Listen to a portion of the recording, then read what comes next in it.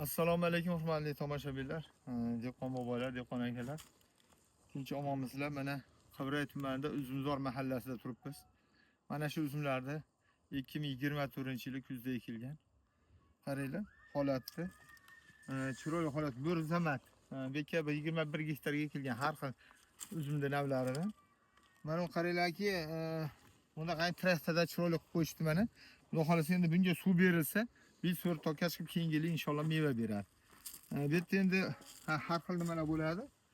Agrotexnik xatolar deymizmi? Mana shu holatlarda mana ularni yakkalab qo'yishimiz kerak, mana ularni olib tashlashimiz kerak.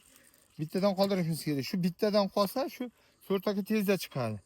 Kalta yaxshi pishiradi. Bunga endi go'nglarni ham sepishibdi, boshqa qilishibdi. Xudo xolasa bir so'rt toka chiqib ketadi.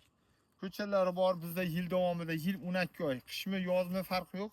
Ko'chat ekilaveradi. Faqat uzum ko'chat emas, mevali daraxtlar ko'chatlari ham ekilaveradi. Kimki ekib bo'lmaydi, hozir vaqt o'tsa, ularga bitta tochka qo'yib qo'yamiz. Bizga like bosib, podpiska qilib qo'yasizlar.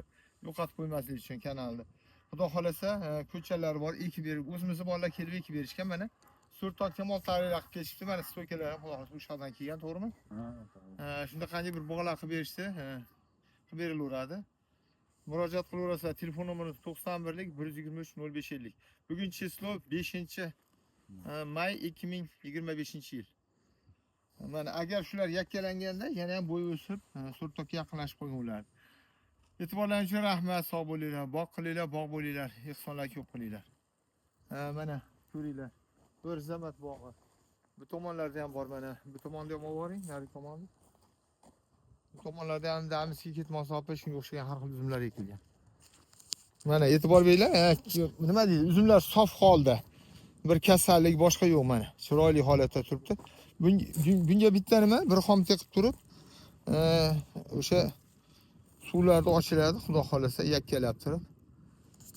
Bog'lar chiroyli bo'lib, keyingi yilga meva beradi. Rahmat, sog' bo'linglar.